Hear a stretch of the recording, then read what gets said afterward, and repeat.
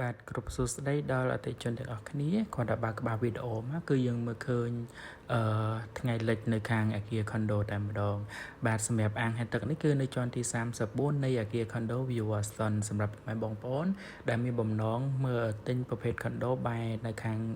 ទន្លេតែម្ដងគឺយើងអាចមកមើលនៅខាង View Aston នេះបានដោយខាងក្រោមនឹងអញ្ចឹងគឺយើងមាន Mini Mart ដែលគាត់បានបើកដំណើរការយូរដែរហើយសម្រាប់កន្លែងហាត់ប្រាណរបស់គាត់វិញគឺស្អាតទំនើបបំពាក់ដោយឧបករណ៍ស្វ័យប្រវត្តិនៅជាន់ទី34ផ្ទាល់តែម្ដងនៅក្នុងនឹងផងដែរសម្រាប់អគារ View Aston នេះសម្រាប់អតិថិជនដែលគាត់ទិញហើយគាត់ចង់ចូលនៅភ្លាមឬក៏គាត់ទិញហើយគាត់ដាក់ជួល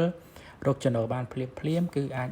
អញ្ជើញមកមើលនៅខាង View Aston នេះបានដោយសារតម្លៃគឺល្អខ្លាំងមែនតើជាទូទៅពុកម៉ែបងប្អូនដែលគាត់អញ្ជើញទៅមើលនៅខាងទីតាំងនឹងហើយស្រេចភាគច្រើនគាត់លើតម្លៃថា 140,000 ជាង 150,000 ជាងប៉ុន្តែ special មែនតើសម្រាប់ unit នេះម្ចាស់ផ្ទះការគាត់ទិញជិត 140,000 បាទប៉ុន្តែឥឡូវនេះគឺគាត់ដាក់លក់តែ 119,000 ចរចាពុកម៉ែបងប្អូនអត់ច្រឡំទេណា 119,000 ចរចាទទួលបានប្រភេទទូពីបន្ទប់គេងបែរមកទន្លេកោះពេជ្រតែម្ដងហើយសម្រាប់បន្ទប់នេះផងដែរគឺម្ចាស់ផ្ទះពីមុនគឺគាត់ទិញបាន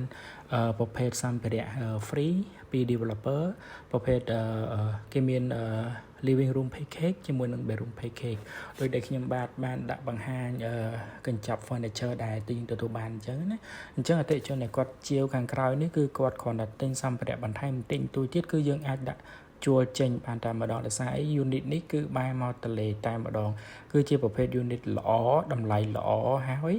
ស្រួលជួលទៀតដោយសារអីដូចពុកម៉ែបងប្អូននឹងអញ្ចឹងគឺបែរមកទន្លេ